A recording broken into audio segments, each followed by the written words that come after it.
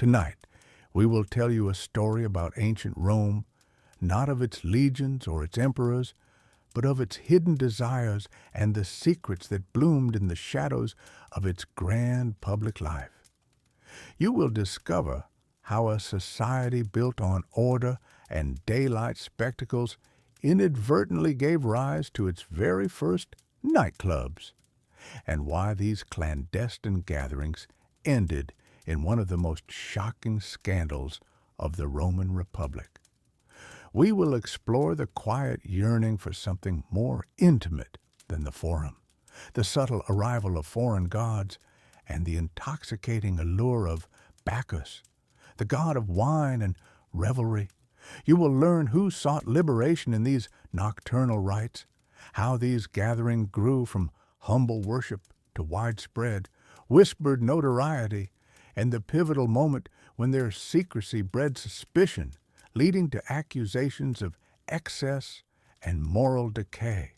We will uncover the dramatic testimony that brought this hidden world to light and witness the swift, uncompromising fury of the Roman Senate as it moved to crush these rites, forever altering the landscape of Roman social life and the state's control over private pleasures.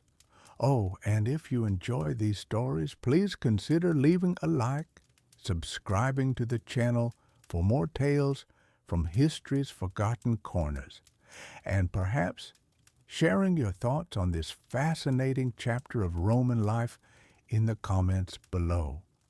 Your support truly helps these narratives find their way to new listeners. All right, find a comfortable spot, let your mind drift, and prepare to step back into a world where even the quietest whispers could shake an empire. The Roman Empire, in its grandeur, was a world of order and public display. Ancient Rome, a city built on order and tradition, functioned largely under the bright light of the sun. The rhythm of Roman life was dictated by public display, civic duty, and the rigid structure of the family. From the earliest hours of dawn until the setting of the sun, the city bustled with activity, but almost all of it was visible, accountable, and confined within established social norms. The very concept of personal, unsupervised leisure, especially after dark, and involving a mix of social classes, was alien to the Roman ideal. Imagine yourself in the heart of Rome 2 millennia ago, a world teeming with life, yet bound by strict conventions. Your day would likely begin early, long before the sun had fully climbed above the 7 hills. As the city slowly woke, the narrow, winding streets would gradually fill with the sounds of daily commerce. The clatter of wooden sandals on rough cobblestones, the distant braying of donkeys pulling carts laden with produce, the shouts of vendors preparing their wares. The Forum, the beating heart of Rome's public life, would quickly become a hive of activity. Here, under the watchful gaze of ancient temples and grand basilicas, citizens engaged in legal disputes, their arguments echoing off the stone columns, or participated in fervent political discussions, debating the latest decrees of the Senate. Merchants would meticulously arrange their stalls, their voices mingling with the endless murmur of the crowd, the sharp cries of hawkers, and the rhythmic clang of blacksmiths at work. This was the undisputed sphere of male citizens, where reputation was painstakingly built, influence was subtly wielded through patronage, and the affairs of the state were conducted. Women of respectable families had exceedingly limited roles in this public arena, their lives almost entirely centered on the domestic sphere, their presence in the forum rare and often remarked upon. As the morning progressed, often around midday, many Romans, from the highest senator to the humblest craftsman, would gravitate towards the vast public baths. These magnificent complexes, more than mere places for hygiene, were vibrant social hubs. Stepping inside, you would be enveloped by the warm, humid air, the murmur of countless voices, and the constant soothing sound of splashing water. Here, you might exercise vigorously in the palestra, a large open-air courtyard, wrestling or playing ball, the exertion bringing a healthy glow to your skin.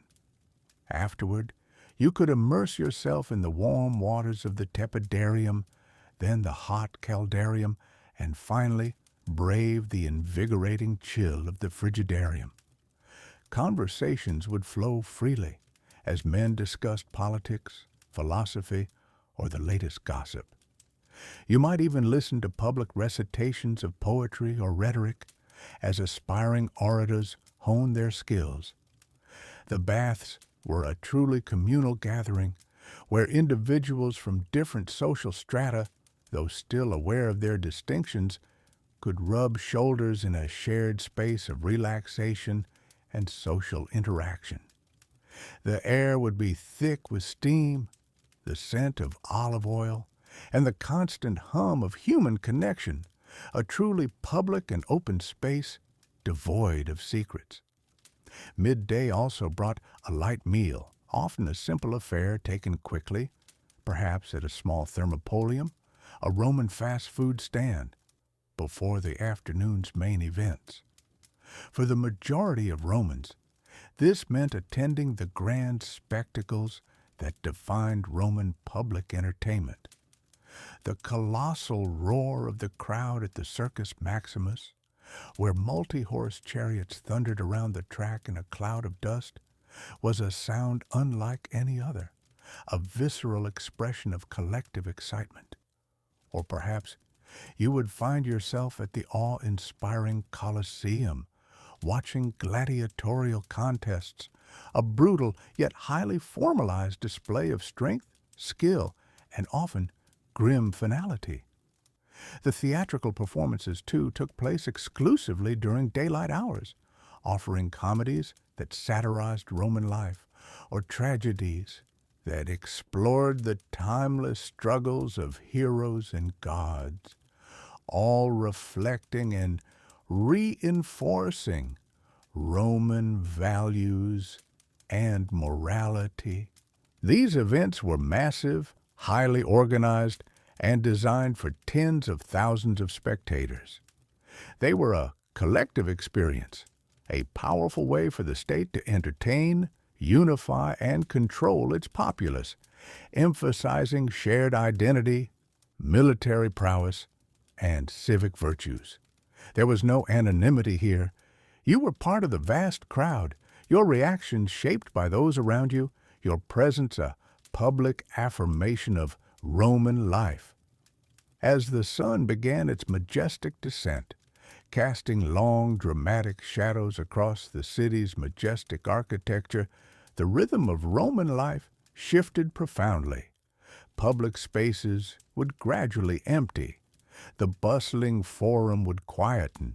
The merchants would close their stalls, securing them against the night, and the roar of the crowds from the arenas would fade into a distant memory. The evening was almost exclusively dedicated to the family, a time for private, domestic life. The main meal of the day, the cena, a more substantial affair, was eaten at home, a private gathering shared with household members, including slaves. For the vast majority of Romans, the night brought an early bedtime. Street lighting was minimal, consisting largely of moonlight or the occasional flickering torch carried by a lone pedestrian. The city, though never entirely deserted, became a much more dangerous, less inviting, and profoundly quieter place after dark. Robbers and opportunistic criminals lurked in the unlit alleyways, making nocturnal excursions hazardous for all but the most desperate or well-guarded. This pervasive emphasis on public daytime activities meant that there was a striking and deliberate absence of private, late-night social spaces. The Roman house, or domus, while often grand and elaborately decorated, was primarily a place for family, formal patronage, and the performance of domestic rituals. Even the most lavish private banquets known as convivia were typically structured formal affairs with carefully curated guest lists, usually concluding well before the deepest hours of the night. These were not open-ended gatherings, nor were they designed for spontaneous, uninhibited interaction between diverse social groups. There was simply no concept of a nightclub as we understand it today, a venue specifically designed for diverse groups of people from different social strata to gather freely, secretly, and often hedonistically outside the strictures and watchful eyes of daylight society. Taverns, known as tabernae or caponai, certainly did exist, offering simple food, cheap wine, and a place for travelers or working-class men to gather. But these were generally rough and ready establishments, often little more than a single smoky room with a basic counter and a few wooden benches. They did not cater to sophisticated social interaction, nor did they provide a space for prolonged secretive revelry. They were certainly not places where women, particularly those of respectable standing, would be found, as their presence would immediately compromise their reputation. Nor were these taverns designed for large mixed-gender gatherings. Their purpose was utilitarian, a place for quick sustenance and simple, often boisterous male camaraderie, not social liberation or spiritual exploration. They largely closed by nightfall, their patrons returning to their confined homes. The very fabric of Roman society actively discouraged such nocturnal freedom and unbridled mixing. Social hierarchy was paramount, a rigid structure that defined every aspect of life. Public reputation, or dignitas, was meticulously guarded, especially among the elite. Any activity perceived as un-Roman, as too indulgent, or as undermining the traditional family unit and its strict moral code, was viewed with profound suspicion and often outright condemnation. Core Roman virtues like gravitas, meaning seriousness and dignity, and pietas, encompassing duty to the gods, family, and the state, ran directly counter to the idea of secretive, potentially immoral, late-night revelry. For women especially, strict social conventions severely limited their movements and interactions outside the home. Their honor, and by extension, the honor of their family, depended entirely on their adherence to these deeply ingrained norms of modesty and domesticity. Slaves, of course, had no independent social life to speak of. Their nights were spent in their masters' homes or quarters, their lives entirely dictated by their owners. So, while Rome offered unparalleled public entertainment, from the thrilling spectacle of the arena to the communal camaraderie of the baths, its private social landscape, particularly after dark, was remarkably constrained. There was no sanctioned outlet for those seeking escape from the day's rigid routines, no legitimate space for emotional release beyond the controlled public sphere, no easy way for individuals from different social backgrounds to mingle without the watchful, judgmental eyes of society. This underlying lack, this subtle but pervasive void in the otherwise vibrant and meticulously ordered Roman world, began to create a quiet, unspoken longing, a desire for something more intimate, more liberating, something that could only be found away from the harsh glare of the Roman sun and the ever-present scrutiny of its social codes. And it was into this very void, this unfulfilled human need for connection and emotional expression, that something entirely new and ultimately scandalous began to slowly and secretly emerge, setting the stage for Rome's first ill-fated nightclubs. While the grand spectacles and public forums provided a pervasive sense of collective identity and civic pride, ensuring the smooth functioning of the state and celebrating its triumphs, they often left a deeper, more personal void in the lives of countless Romans. The official state religion, with its elaborate public ceremonies, its precise auguries, and its numerous festivals, was primarily concerned with maintaining the pax deorum, the peace of the gods, a delicate balance essential for the welfare and prosperity of Rome itself. It was a religion of duty, of civic obligation, of maintaining the cosmic order through meticulous ritual. It was not, however, a faith designed for individual spiritual solace, for emotional catharsis, or for finding deep personal meaning beyond the immediate concerns of the Republic.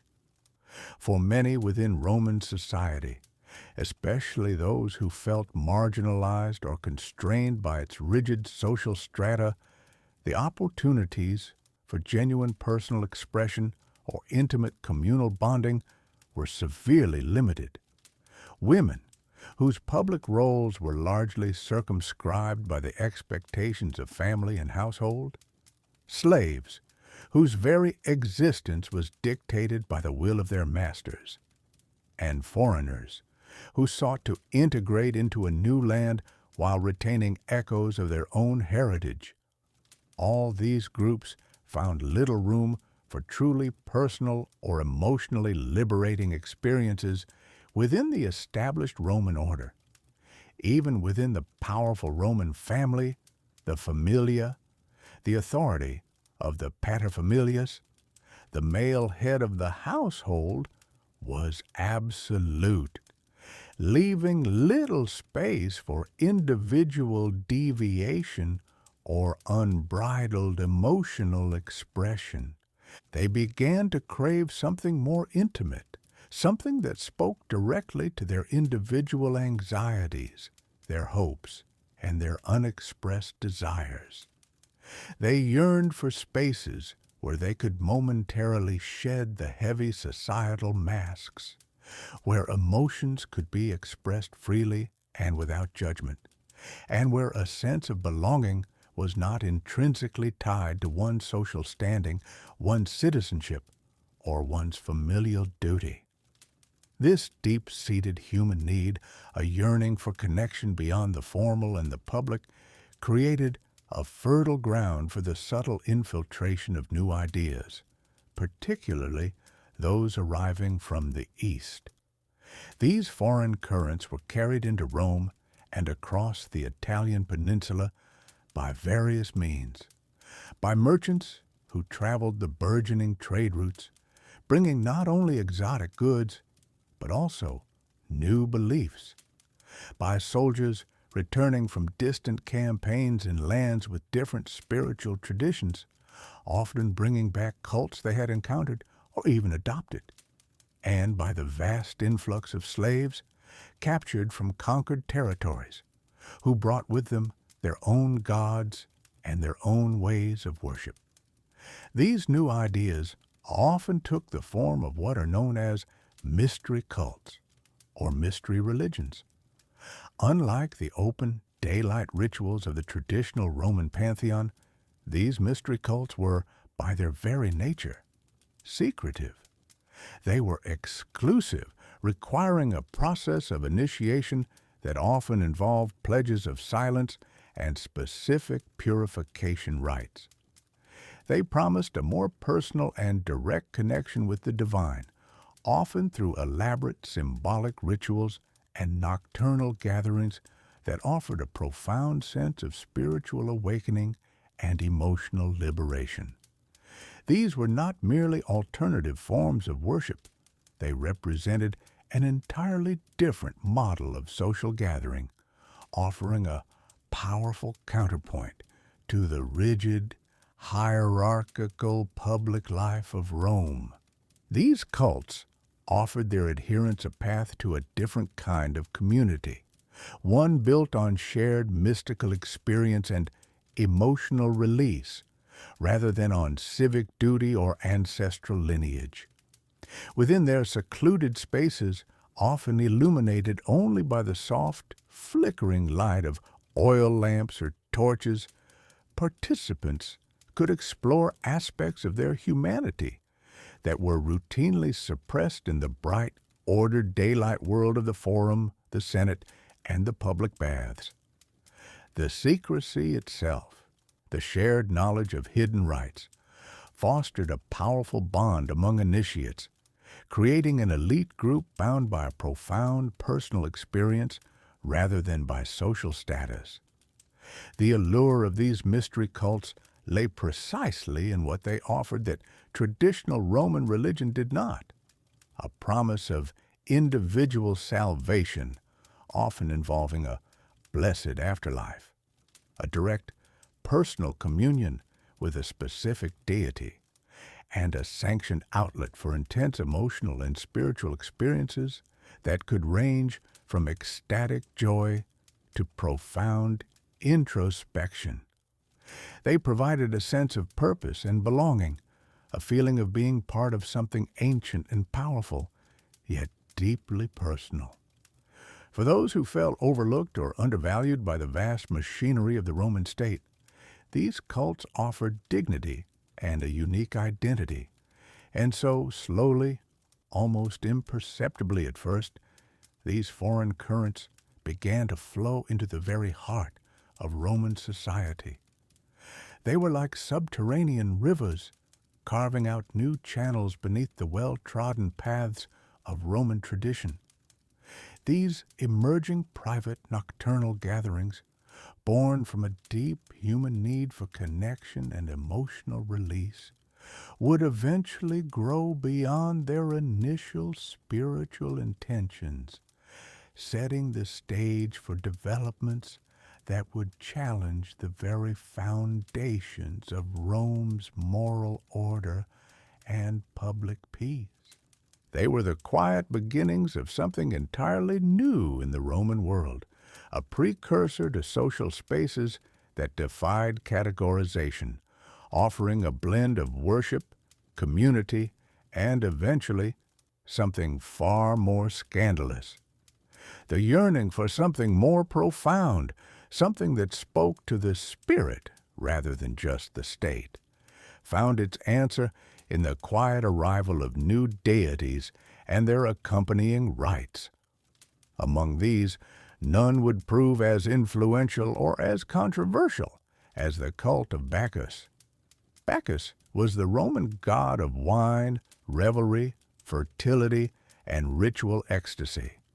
He was the Roman counterpart to the Greek Dionysus, a deity whose worship transcended the formal, often rigid public ceremonies of the Roman state religion.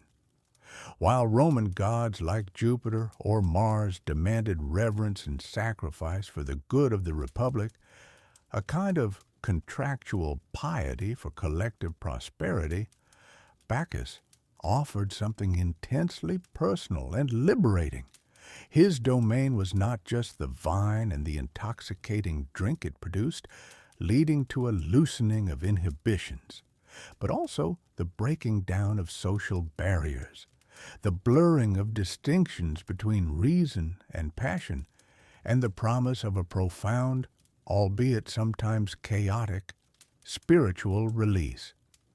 This promise held immense appeal to those who felt constrained by the strictures of Roman society, those for whom the grandeur of the Forum or the predictable spectacle of the arena offered no genuine emotional outlet for their inner lives. For many Roman citizens, life was a carefully orchestrated performance of duty, honor, and public service. Their religion was largely contractual, a series of precise offerings and observances designed to maintain the favor of the gods for the collective prosperity of Rome. It was a communal affair, focused on the well-being of the state, with little emphasis on individual spiritual yearning or emotional catharsis. There was no sanctioned space for the kind of uninhibited expression, the raw surge of feeling that the Bacchanalian rites offered. The strict Roman concept of gravitas, a sense of dignity and seriousness, permeated every aspect of public life, leaving little room for spontaneous joy or unrestrained sorrow, especially not in public. The appeal of Bacchus was particularly strong among certain segments of the population who felt marginalized or restricted in their daily lives. For women, for instance, the Bacchanalia provided a rare and potent opportunity for social gathering and emotional freedom outside the patriarchal confines of the Roman household. Their public roles were typically limited, their lives often defined by domestic duties and the expectations of their male guardians. Roman law placed women under the perpetual guardianship of a male relative, restricting their autonomy and public voice, confining their influence largely to the home. Within the Bacchanalian gatherings, however, they could participate on equal footing with men, engaging in rituals that celebrated life, fertility, and the breaking of conventional restraints. The communal singing, often a low, resonant hum that built into a fervent chant, the rhythmic dancing that loosened inhibited bodies, and the shared consumption of wine created an atmosphere of camaraderie and emotional intensity that was deeply liberating. It was a world where their voices were heard, their emotions acknowledged, and their spirits given leave to soar, if only for a few precious hours away from scrutiny. Slaves, too, were profoundly drawn to the cult. In a society where they possessed no rights, no public voice, and often no personal identity beyond that of their master's property, the Bacchanalia offered a profound sense of equality and belonging. For a few hours, or perhaps a full night, the rigid hierarchical structures of Roman society seemed to dissolve. The distinctions between master and slave, citizen and foreigner, dissolved within the shared experience of the ritual. All could participate in the same ecstatic ceremonies, united by their shared devotion to Bacchus, finding a temporary release from the chains of their daily existence. This temporary inversion of social order, this fleeting taste of freedom from the harsh realities of servitude, was an incredibly powerful draw for those who lived lives of perpetual toil and subjugation. The cult provided a sacred space where their humanity was affirmed, where they could experience joy, transcendence, and a sense of agency that was denied to them in their waking lives. The darkness of the night, the flickering torchlight, and the intoxicating fumes created an environment where their usual burdens felt lighter, almost forgotten, replaced by a communal euphoria. Foreigners, who often struggled to integrate into the deeply traditional Roman social fabric, also found solace and community within the Bacchanalian cult. Rome was a vast empire, a melting pot of diverse cultures, but assimilation for new arrivals could be a slow, isolating, and often dehumanizing process. The Bacchanalia, with its roots in older Greek traditions and its open embrace of all who sought its embrace offered a ready-made social network and a spiritual home. It provided a sense of shared identity and purpose, a place where their alien status mattered less than their shared devotion. The rituals themselves, with their emphasis on music, dance, and collective trance, transcended language barriers, allowing for a form of communication and communion that was universally understood, a shared language of the soul. They found acceptance and a sense of belonging that the formal, often exclusive Roman civic life could not readily provide. Beyond these specific groups, the cult also attracted individuals seeking a deeper, more mystical connection to the divine, something beyond the cold formality of state religion. Traditional Roman religion was practical and formal, focusing on omens, sacrifices, and the precise observance of rituals to ensure the god's favor. It offered little in the way of spiritual revelation, personal enlightenment, or direct communion with the divine. The Bacchanalia, however, promised a direct encounter with the divine through ecstatic rituals, often involving hypnotic music, frenzied dancing, and wine-induced altered states of consciousness. Participants sought a state of enthusiasmos, a Greek term meaning possessed by God, where they believed the god Bacchus himself entered their bodies, granting them insight, prophetic visions, spiritual power, and a profound sense of unity with the cosmos.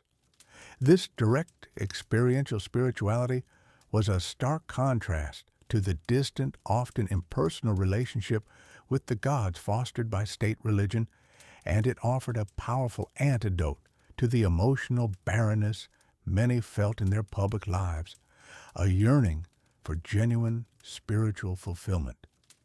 The promise of direct, unmediated divine experience was a powerful draw in an age where the gods often felt remote and abstract, residing far from mortal concerns. The allure of Bacchus, therefore, was multifaceted and deeply compelling. It was an invitation to emotional liberation, a promise of social equality, and a pathway to spiritual transcendence, all wrapped in an aura of mystery and exclusivity. These gatherings, held under the cloak of night, away from the prying eyes of the state and the judgmental gaze of traditional society, began to form a clandestine network, a parallel social universe where the rigid rules of Rome could, for a time, be suspended and even overturned. What began as a quiet spiritual yearning, a subtle seeking of connection, was this profound yearning for something more intimate, something beyond the cold, imposing stone and rigid social structures of Roman public life, found its first quiet, clandestine expression in these burgeoning mystery cults. The followers of Bacchus, or Dionysos, as he was known to the Greeks, did not immediately burst forth into widespread public revelry or boisterous open celebrations that would have instantly drawn the ire of conservative Roman authorities. Instead, their initial gatherings were far more subdued, almost intimate affairs, held in the quiet, hidden corners of the sprawling city or in the secluded villas of the countryside, away from the prying eyes of the curious or the judgmental. Imagine, if you will, a small, diverse group of individuals, perhaps a handful of Roman matrons, weary slaves seeking a brief respite, and a few foreign merchants who had traveled from distant lands, all gathering after the sun had set, when the relentless clamor of the Roman Forum had finally faded into a distant, muffled hum, and the city began its slow descent into its nightly, often silent rhythm. The air would grow cooler, carrying the faint scent of charcoal smoke from distant hearths.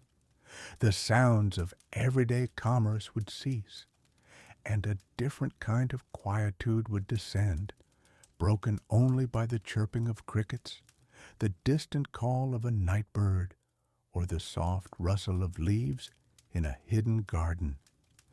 These early bacchanalia, as they came to be known, were not yet the wild, scandalous events that would later explode into public consciousness and capture the Senate's furious attention, sparking widespread moral panic. Instead, they were primarily deeply religious observances, intensely spiritual in their core intent and focused on fostering a direct, personal connection with the divine. The participants sought a profound, almost ecstatic union with Bacchus, the enigmatic deity who symbolized not just the intoxicating power of wine, but also the untamed vitality of nature, the cyclical processes of death and rebirth, and a liberating release from the often stifling constraints of everyday Roman existence. For many, especially women who often felt profoundly confined by the strictures of patriarchal Roman society, their lives largely dictated by male relatives and domestic duties, or slaves yearning for even a fleeting moment of freedom and dignity from their unyielding bonds. These gatherings offered a rare and profoundly precious opportunity for emotional release, genuine self-expression, and a temporary transcendence of their social station. They met in hushed tones, their faces illuminated by the flickering, dancing light of oil lamps, or bathed in the soft, diffused glow of the moon, filtering through an open atrium, deep within the private chambers of a wealthy Roman home, or in a secluded, hidden grove just beyond the city walls, where ancient trees cast long, shifting shadows that seemed to guard their secrets. The inherent and pervasive secrecy surrounding these rites was not initially born of malice, criminal intent, or a desire for illicit, forbidden activities. Rather, it was a fundamental and deeply ingrained aspect of most mystery religions throughout the ancient Mediterranean world. Secrecy fostered a powerful sense of exclusivity and belonging, creating a special, tightly knit community that shared profound spiritual truths and esoteric insights hidden from the uninitiated masses.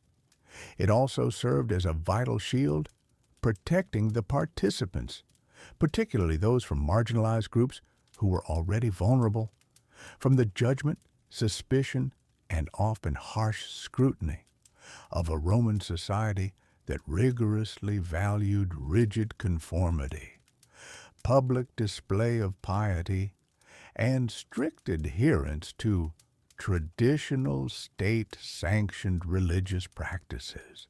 Within these clandestine spaces, away from the prying eyes of neighbors, the watchful, suspicious gaze of public authorities, or the casual disdain of the Roman elite, individuals could shed their prescribed societal roles and connect on a more egalitarian and authentic plane, discovering a sense of shared humanity that was often denied to them in the daylight world.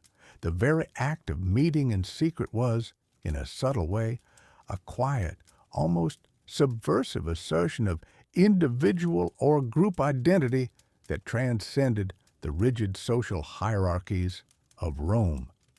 In these early formative gatherings, the prevailing atmosphere was one of fervent devotion, communal bonding, and a shared spiritual quest. The air inside the chosen space might be thick with the sweet, heavy scent of exotic incense, perhaps mingled with the earthy aroma of spilled wine and the faint, comforting smell of human warmth and closeness. A quiet, almost hypnotic murmur of chanting would fill the space, a rhythmic and repetitive sound designed to soothe the mind, quiet external anxieties and open the spirit to deeper experiences. Sometimes the soft, melancholic strumming of a lyre or the reedy, haunting notes of an aulos, a double pipe, would provide a gentle, guiding musical accompaniment, subtly urging the participants into a deeper state of contemplation or a slow, swaying communal movement. They would share simple, symbolic meals, perhaps small honey cakes, fresh fruits, or unleavened bread, and partake of a modest, controlled amount of wine, not for mere intoxication or revelry, but as a sacred libation, a direct, tangible connection to the divine Bacchus. The ritual dances were not yet the frenzied movements that would later be described. Rather, they were more about rhythmic, communal movements, carefully choreographed to induce a trance-like state, a spiritual awakening that allowed participants to feel truly present, unified, and deeply connected to the divine presence they invoked. For the participants, these nocturnal meetings were nothing less than a sanctuary, a sacred haven in a world that often felt harsh and unforgiving. They offered a profound and much-needed respite from the relentless, often brutal demands of Roman daily life, a chance to shed the heavy symbolic toga of societal expectation and simply exist, unburdened by rank, status, or the weight of public perception. Within these cloistered walls, or beneath the open, star-strewn sky of a hidden clearing, they found deep solace in shared belief and a powerful, almost transformative sense of camaraderie with their fellow initiates. The rituals themselves often involved heartfelt invocations to Bacchus, prayers for fertility and the success of agricultural harvests, for personal well-being, or for protection from illness and misfortune. Symbolic acts meant to represent death and rebirth, mirroring the vital cycles of nature that Bacchus embodied. The dying vine and its triumphant renewal were also common, reinforcing the cult's central themes of transformation, regeneration, and spiritual awakening. It was a world entirely apart from the disciplined, ordered, and often austere public life of Rome, a realm where raw emotion, intuitive understanding, and personal experience held sway, where the rigid boundaries between the sacred and the profane blurred, and where individual revelation and spiritual liberation were prized far above.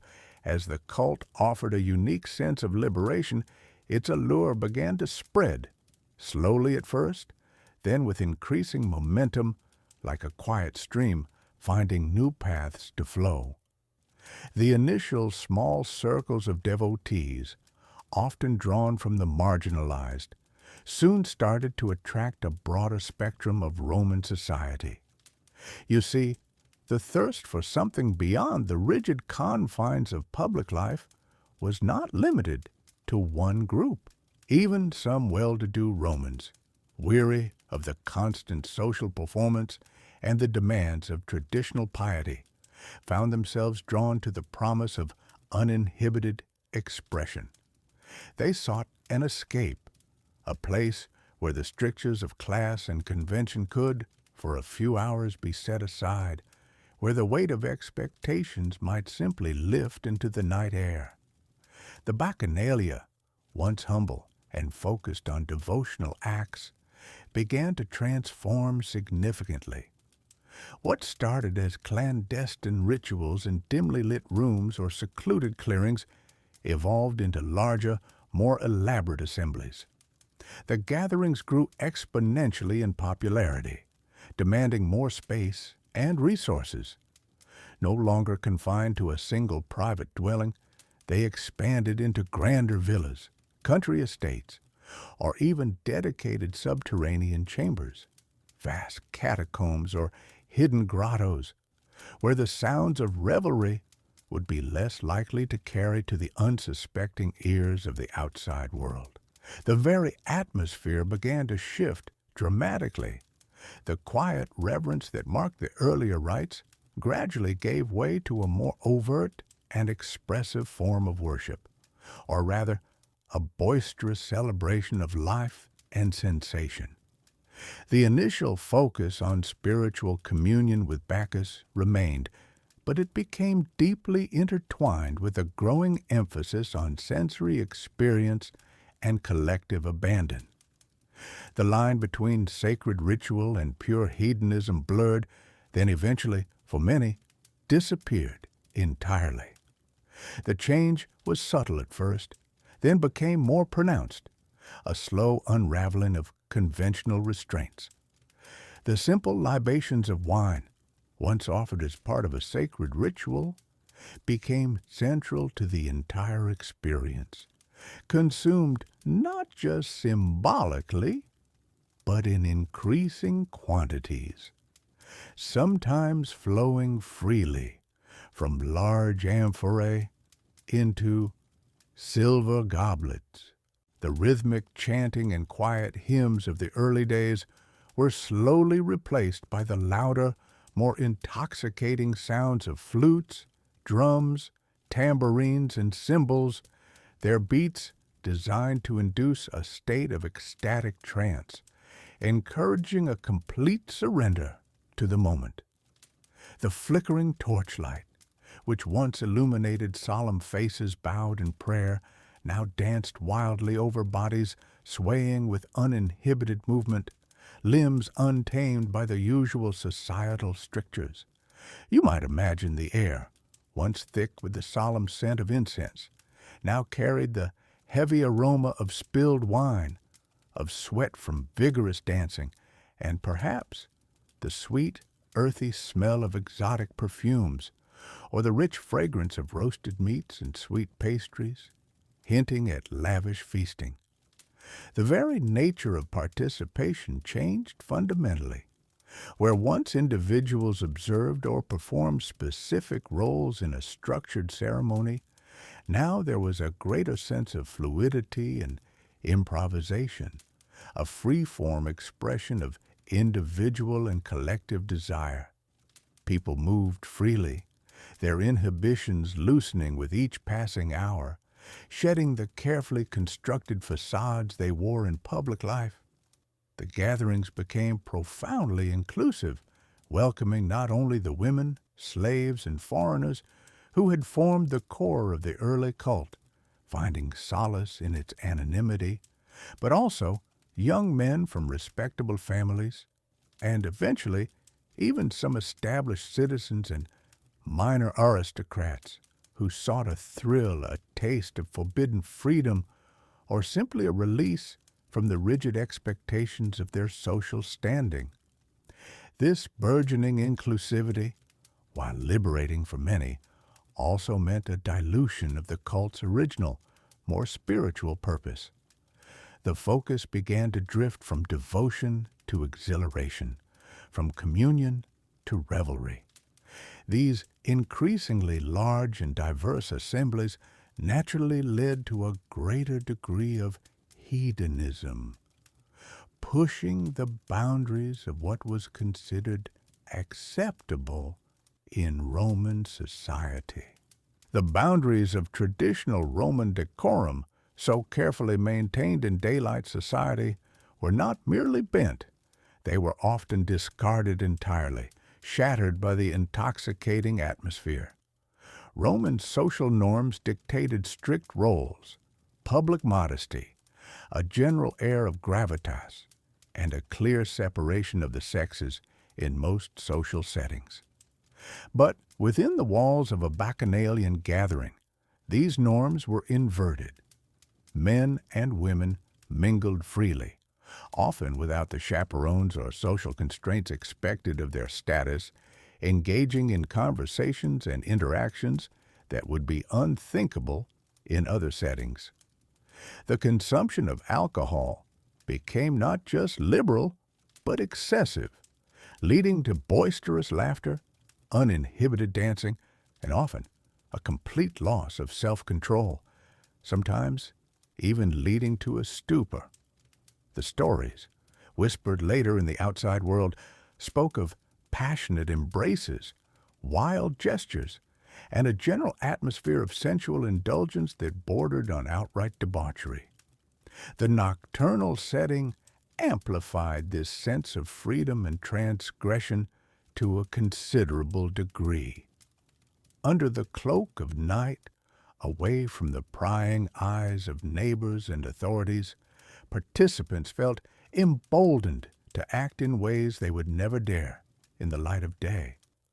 The darkness itself became an accomplice, fostering an environment where inhibitions could dissolve and desires long suppressed by societal expectations could be openly expressed without fear of immediate judgment or consequence. This transformation was not a sudden, conscious decision by the cult's leaders, but rather an organic evolution, driven by the growing number of participants and their collective desire for release, for a temporary escape from the burdens of Roman life. Each new initiate, each new gathering, pushed the boundaries a little further, slowly reshaping the bacchanalia from a secretive religious rite into something far more complex, far more widespread, and for conservative Romans, far more unsettling. The once quiet whispers of devotion became the murmur of a vast as the bacchanalia expanded, drawing in increasing numbers of adherents from all strata of Roman society. A fundamental aspect of the cult, its inherent secrecy, began to transform from an alluring feature into a grave liability. Initially, the hidden nature of these rites was part of their mystique, offering initiates a sense of exclusive knowledge and a deeper, more personal connection to the divine, a stark contrast to the often impersonal public ceremonies of the state religion. For those who felt marginalized by the rigid social structures of Rome, women, slaves, and foreigners, the clandestine meetings provided a sanctuary, a place where traditional hierarchy is dissolved and a powerful sense of community and liberation could flourish under the cloak of night. The very essence of a mystery cult involved hidden rituals and sacred knowledge shared only among the initiated. This exclusivity fostered intense loyalty and a profound sense of belonging among its members. The nocturnal timing of the gatherings, often held in secluded homes or quiet groves outside the bustling city, further enhanced this sense of removal from the ordinary world. Under the soft glow of torches, amidst the murmuring chants and the rhythmic sounds of music, participants could shed the burdens of their daily lives and enter a realm of ecstatic release. This private, intimate setting was precisely what many sought, a spiritual and emotional outlet unavailable in the public forums and temples. However, in the deeply conservative and highly ordered society of ancient Rome, such pervasive secrecy was viewed with profound suspicion. Roman life was overwhelmingly public. The forum, the baths, the temples, the very streets themselves were stages for communal interaction, political discourse, and religious observance. The state maintained strict oversight over all aspects of public life, including religious practices, ensuring they conformed to established traditions and reinforced civic values. Anything that transpired behind closed doors, outside the watchful eye of the state and the public, immediately raised concerns. The Roman concept of religio emphasized a proper, respectful relationship with the gods through established rituals, ensuring the peace of the gods and the stability of the state.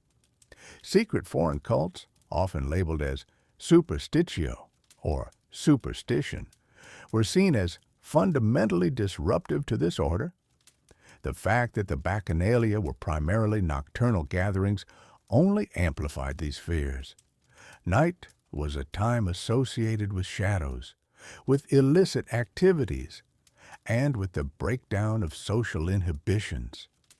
What could possibly be happening when the sun set, and people gathered in hidden places, fueled by wine and emotional fervor?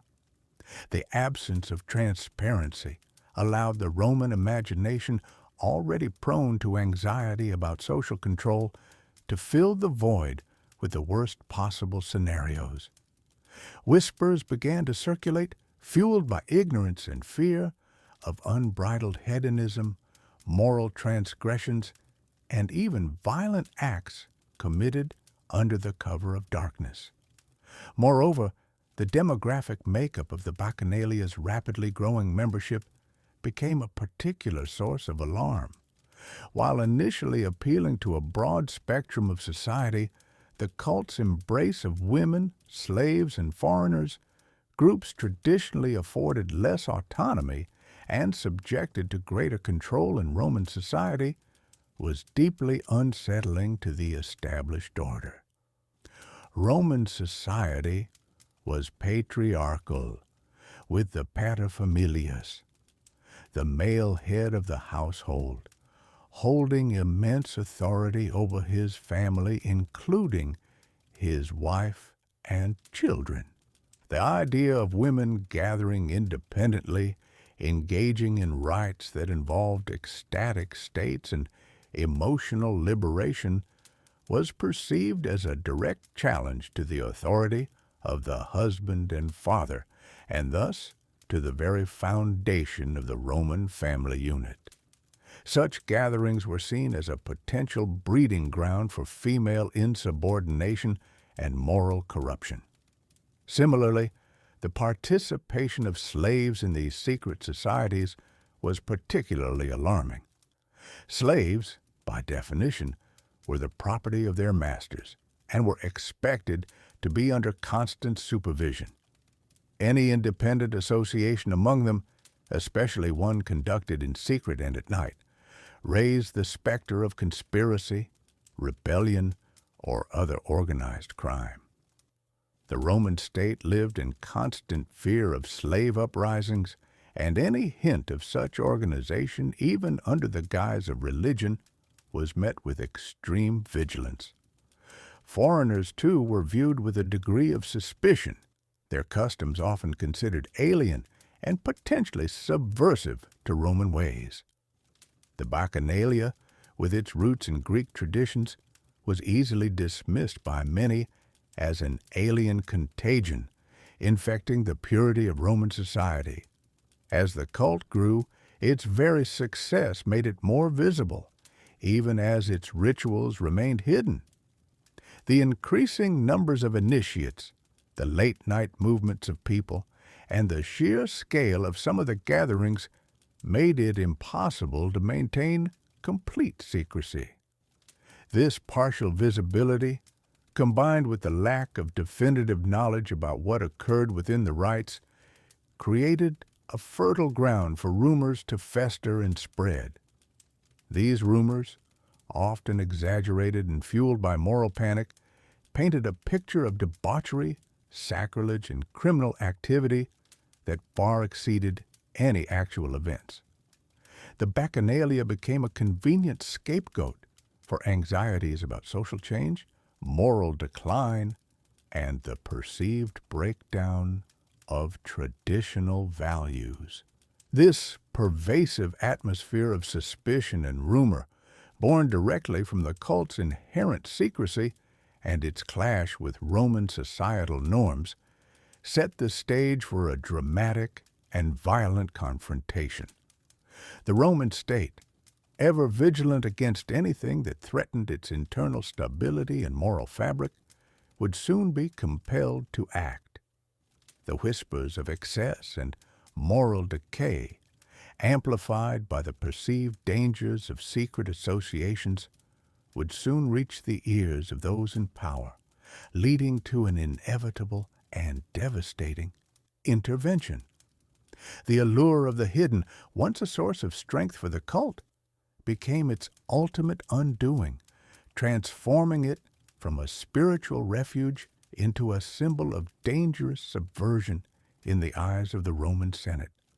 The very veil of secrecy that had initially drawn so many to the Bacchanalia, lending an air of forbidden allure and intimate communion, began, almost imperceptibly at first, to fray. What had started as whispers about unusual nocturnal gatherings, held away from the prying eyes of the Roman day, soon escalated into a murmur of concern, then a chorus of open accusation. The darkness and privacy that defined these rites, once their strength, now became their greatest vulnerability.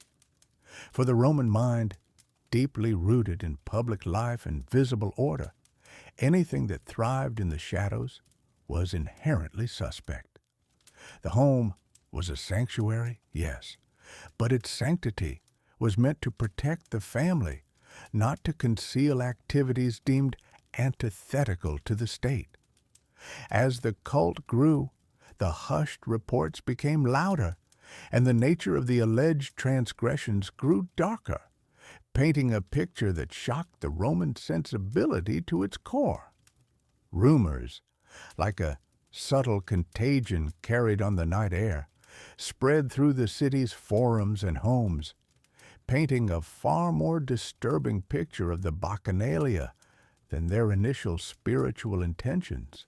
It was said that the rites, particularly those occurring under the cloak of night, had degenerated into rampant hedonism, a complete abandonment of the traditional Roman virtues of gravitas, seriousness of purpose and dignity, and pietas, dutiful respect for the gods, one's family, and the state.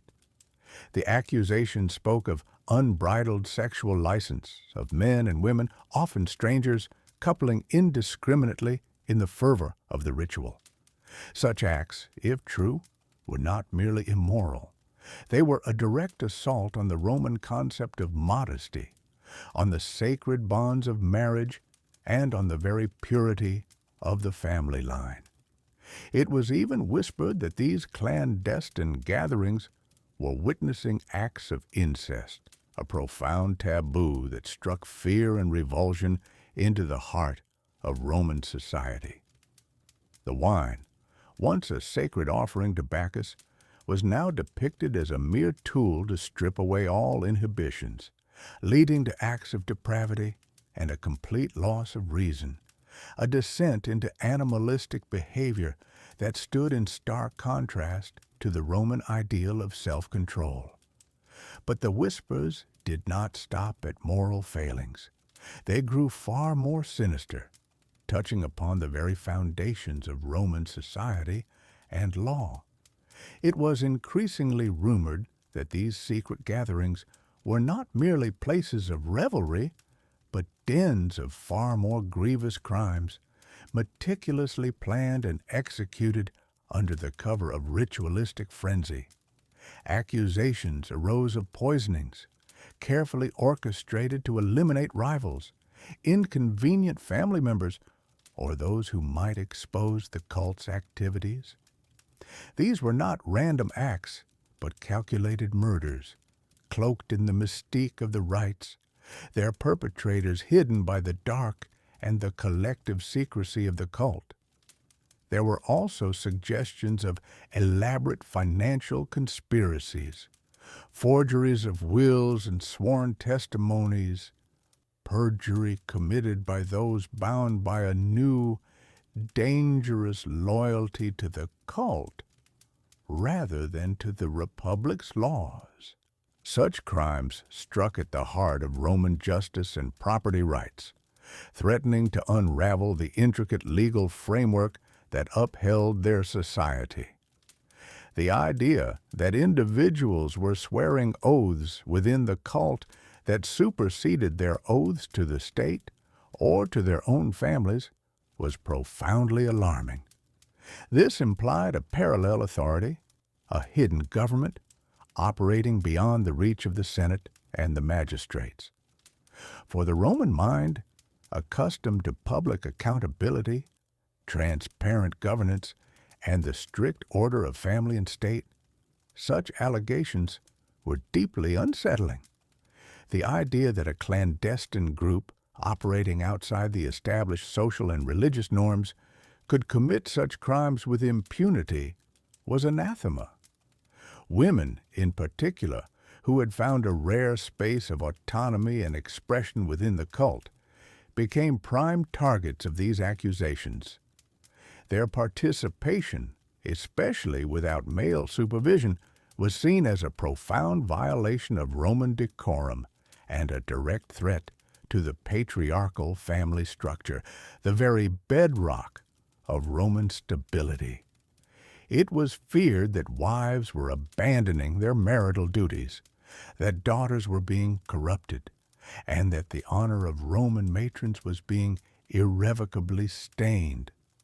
Young men, too, were believed to be corrupted, lured into a life of vice and criminality, their traditional paths of military service and civic duty abandoned for the allure of nocturnal excess and easy pleasure. The inclusion of slaves and foreigners within the cult further fueled anxieties, as it blurred social distinctions and raised fears of a unified, subversive force operating within Roman society. The state had always been wary of foreign cults, viewing them as potential sources of sedition and moral decay, and the Bacchanalia seemed to embody all these fears. These were not just idle tales. They began to coalesce into a powerful narrative of profound moral decay and criminal conspiracy that threatened the very fabric of the Roman state. The Senate, the governing body of the Roman Republic, and its conservative elite watched with growing alarm. They saw not merely a religious cult, but a subversive force, a hidden network of individuals whose loyalty might lie more with their secret society than with the Republic itself. The Bacchanalia, once a fringe curiosity, now loomed as a clear and present danger to public order, to the integrity of families, and to the authority of the state. The city, despite its grandeur, now harbored a creeping sense of paranoia, a pervasive fear of what truly transpired when the sun set and the dark hidden doors of the Bacchanalian rites closed. This growing unease, fed by persistent whispers and the inherent Roman distrust of the unseen, ensured that the issue would soon move beyond mere gossip. The time was fast approaching when the rumors would indeed demand an official response, and the full might of the Roman state would turn its gaze upon these hidden nightly gatherings. The stage was being set for a confrontation, not just of religious beliefs, but of fundamental Roman values against what was perceived as a dark, uncontrolled chaos, a profound challenge to the very essence of what it meant to be Roman. The whispers that had long circulated in the shadows of Rome, growing in volume and intensity, finally began to reach ears that could no longer ignore them. For years, the nocturnal gatherings of the Bacchanalia, fueled by rumor and speculation, had been seen as little more than exotic foreign practices, perhaps a bit scandalous, but ultimately contained. Yet, the sheer scale of the alleged transgressions, the growing number of participants, and the dark tales of murder, poison, and moral depravity now threatened to unravel the very fabric of Roman society. The city, accustomed to its public spectacles and its structured social order, was about to confront a hidden world that defied all its norms. The catalyst for this confrontation was not a grand pronouncement or a public outcry, but a private dilemma, unfolding within a seemingly ordinary Roman household. A young man named Publius Ebutius, still in his youth, found himself caught in a web of family intrigue and dark secrets. His mother, Duronia, a woman seemingly consumed by ambition and avarice, along with his stepfather, Titus Sempronius Rutilius, were pressing him to participate in the forbidden rites of Bacchus. It was not for spiritual enlightenment they wished him to join, but for a far more cynical purpose. Publius's aunt, a wealthy woman, had died, leaving him a substantial inheritance. However, the will contained a clause. Publius would only receive the money if he was deemed worthy by his guardians, and his mother and stepfather saw the Bacchanalia as a means to control him, perhaps even to coerce him into signing away his inheritance. They insisted that by joining the cult he would gain favor, or at least avoid the dire consequences they hinted at for those who defied its hidden rules. Publius, though young, felt a deep disquiet. He was not a man easily swayed by threats or promises of illicit pleasure. He had heard the chilling rumors of what transpired behind the closed doors of the Bacchanalian gatherings, the unholy oaths, the ritualistic debauchery, the dark deeds committed under the cloak of night. He refused his mother's demands, expressing his fear and his moral objections.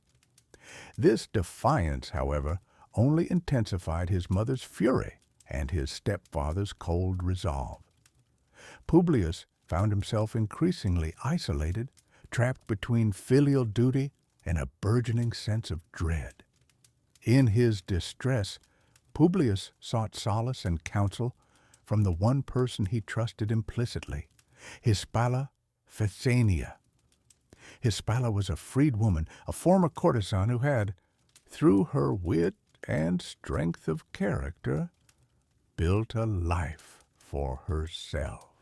She was a woman of experience who understood the dangerous undercurrents of Roman society, and she held a deep affection for Publius.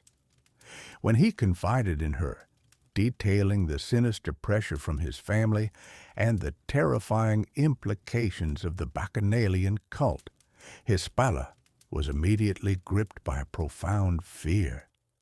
She herself had once been involved in the Bacchanalia in her youth, before the rites had allegedly devolved into their current state of excess and depravity.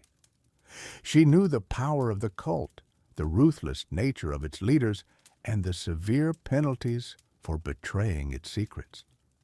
She understood that speaking out could mean not only her own death, but also the death of Publius. For several days, Hispala struggled with her conscience, torn between loyalty to Publius and the terrifying prospect of exposing such a dangerous organization. She knew that the cult's influence reached into the highest echelons of Roman society, encompassing men and women of power and prestige. The risk was immense. Yet, the thought of Publius being forced into such a vile conspiracy, or worse, suffering for his refusal, weighed heavily on her. Her love for him, and perhaps a flicker of civic duty, ultimately overcame her fear. She resolved to act, no matter the personal cost. With a courage born of desperation, Hispala Phaesonia sought an audience with one of the most powerful men in Rome, Spurius Postumius Albinus, one of the consuls of that year.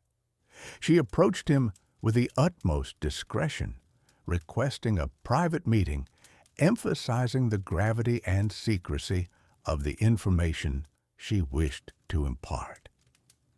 Consul Postumius, a man of stern demeanor and sharp intellect, agreed to see her. He received her in a secluded chamber far from prying ears, observing her closely as she spoke. Hispala, trembling but resolute, began to unfold her chilling tale, speaking of the Bacchanalia's secret nightly meetings, the initiation rites, the alleged acts of murder and forgery, and the vast network of individuals involved. She painted a vivid picture of a world hidden beneath the surface of Rome, where traditional morality was abandoned and dark passions reigned supreme. She spoke of the oaths taken in blood, the cries heard in the night, and the terrifying power wielded by the cult's leaders. The consul listened, his expression grave.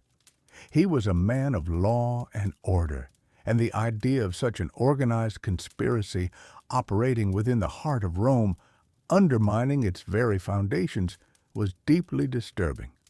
He questioned Hispala meticulously, pressing her for details, names, and locations. He sought to verify her account, understanding that such accusations, if false, could plunge the city into chaos, and if true, demanded immediate and decisive action. To confirm her story, he sent for Publius Ebuchius, interviewing him separately. Publius, unaware that Hispala had already spoken, recounted his own ordeal, his terror and his refusal to be initiated. His story, told independently, corroborated Hispala's account in startling detail, adding weight and credibility to her claims. The pieces began to fall into place, forming a terrifying mosaic of corruption and conspiracy. Consul Postumius, now fully convinced of the horrifying truth, recognized the immense scale of the threat.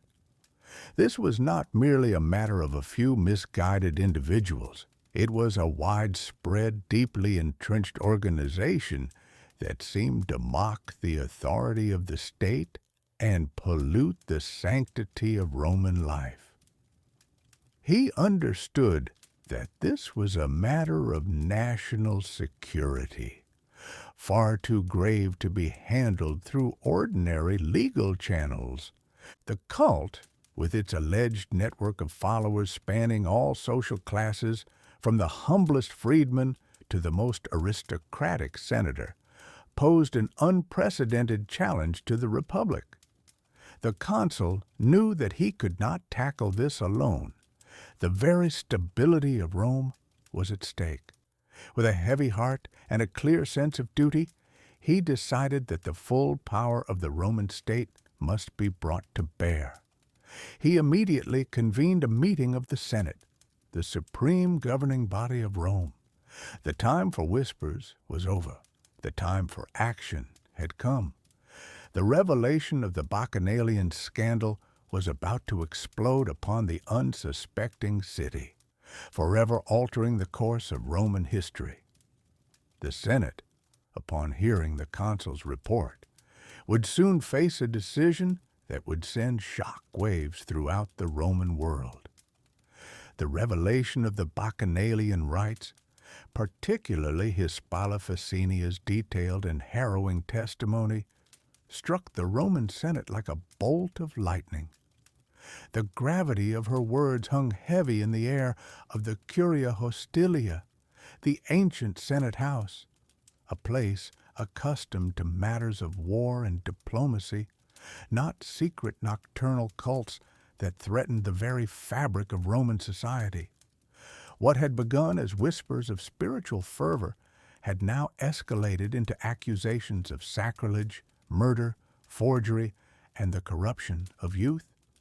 The senators, guardians of Rome's traditions and laws, saw not merely a religious transgression, but a deep conspiracy, a state within a state operating in the shadows and subverting established order.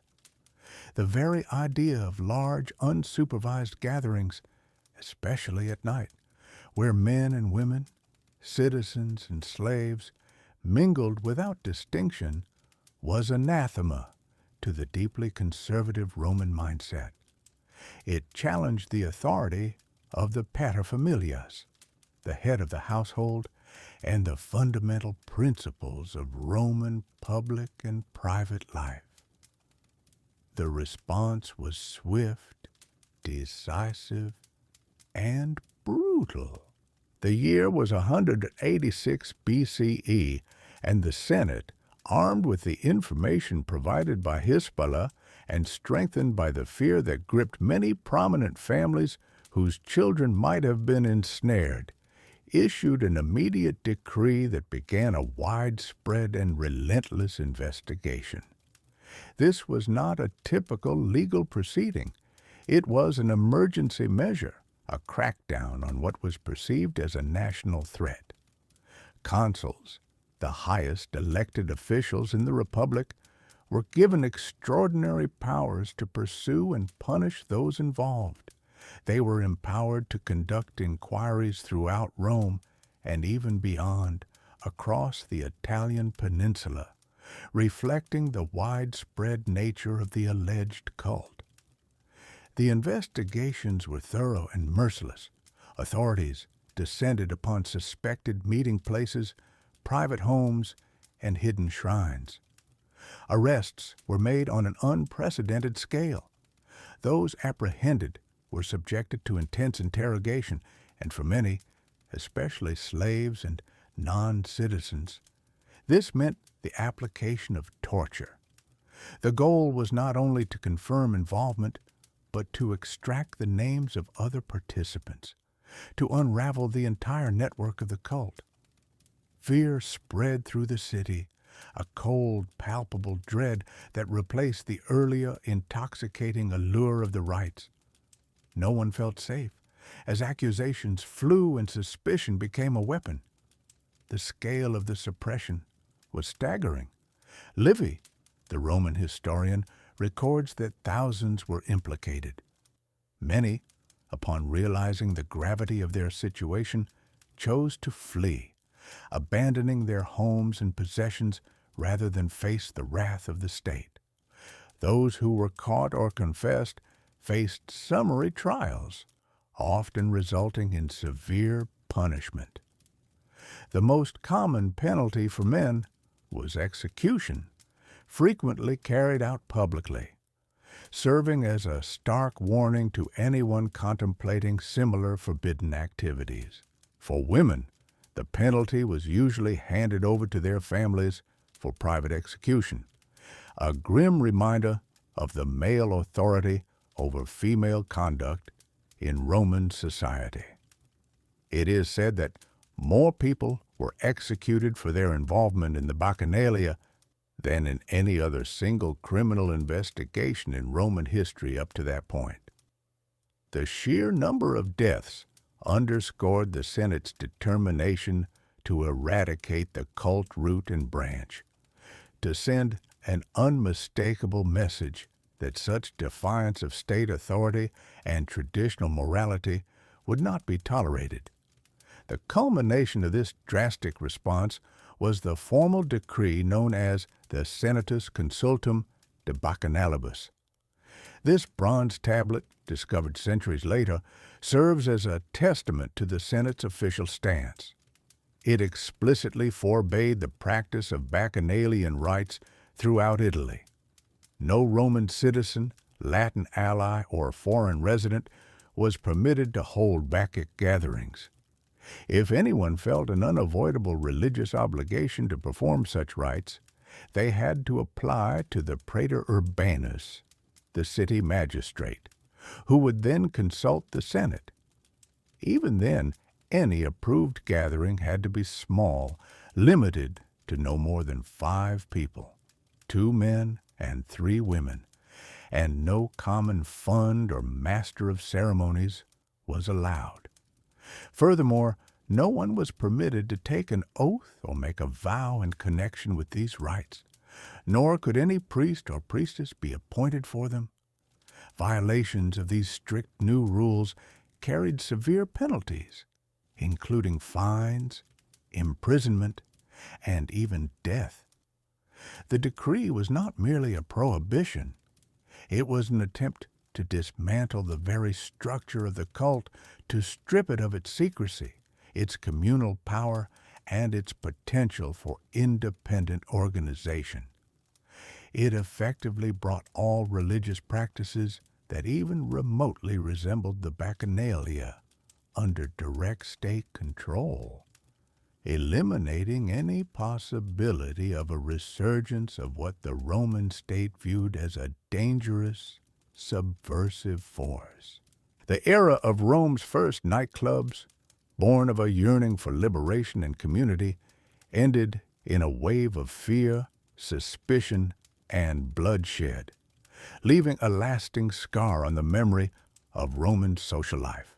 The suppression of the Bacchanalia rites in 186 BCE sent a profound and lasting tremor through the very foundations of Roman society, reshaping its social life, its religious practices, and the state's watchful perception and firm control over private gatherings.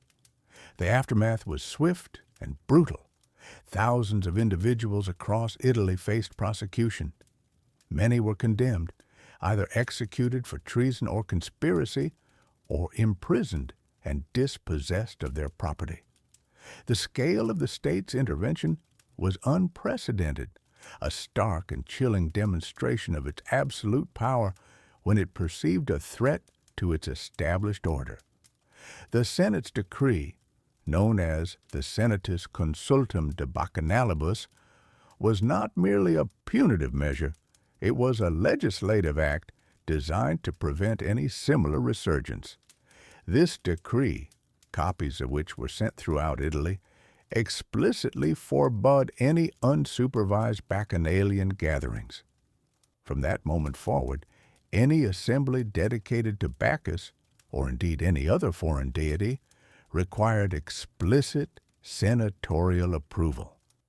Even if permission was granted, the rites could only be attended by a limited number of individuals, never more than 5, and crucially, a Roman magistrate, often a praetor, a high-ranking official responsible for justice, had to be present to oversee the proceedings. This transformed what had been a spontaneous, often ecstatic, and profoundly private cult into a rigidly state-monitored ritual, stripping it of its liberating, secretive allure.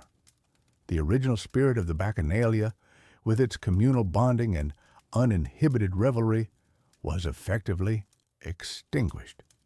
This event set a powerful and enduring precedent for the Roman state. It established, beyond doubt, the Senate's right to intervene in any private association or religious practice it deemed a potential threat to public order or traditional Roman morality, known as mos maiorum. Before this scandal, Rome had largely tolerated a wide array of private cults and associations as long as they did not overtly challenge the state. Now, a new era of suspicion dawned. The very secrecy that had initially drawn so many to the Bacchanalia, offering a sense of exclusive belonging, became its greatest vulnerability. It bred a fear and paranoia not just within the state, but among the populace, who became wary of joining any large clandestine groups.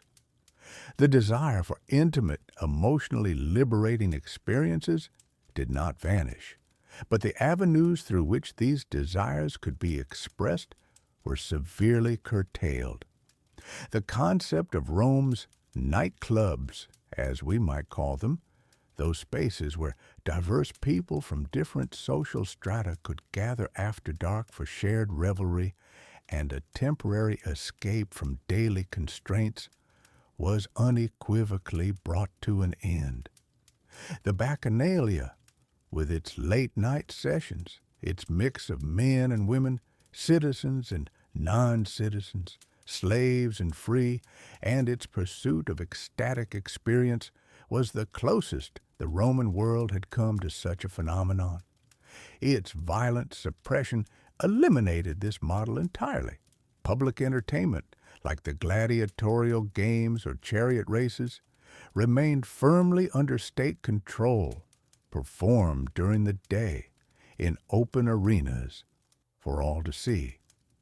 Private social gatherings reverted to smaller, more structured banquets and dinner parties, typically held within the confines of aristocratic homes, where decorum and social hierarchy were carefully maintained. While the Bacchanalian cult itself was largely dismantled, the human need for spiritual solace, communal bonding, and emotional release persisted. Over time, other mystery cults, such as those dedicated to Cybele or Isis, gradually gained a foothold in Rome. However, their integration was slow, often met with initial suspicion, and always under the careful scrutiny of the state. They adapted, becoming more formalized, more public, and less prone to the kind of unbridled secretive gatherings that had characterized the early Bacchanalia. These later cults were integrated into the Roman religious landscape precisely because they did not challenge the state's authority or traditional values in the same dramatic way. The Bacchanalian scandal left an indelible mark, casting a long shadow of suspicion over any large private assembly, particularly those involving foreign rites or any hint of excessive revelry. This precedent would be invoked again and again throughout Roman history, whenever the state felt its authority or the social fabric was threatened by unconventional groups. It solidified the state's role not just as a protector of public order, but as a guardian of moral and religious orthodoxy. The suppression was a powerful declaration that the Roman state would not hesitate to reach into the private lives of its citizens and subjects to enforce what it deemed necessary for the stability and purity of its society. In the end, what began as a search for spiritual ecstasy and communal freedom transformed into a stark lesson in imperial control. The echoes of that frantic, fearful suppression resonated for centuries, shaping the delicate balance between individual liberty and state authority in the Roman world.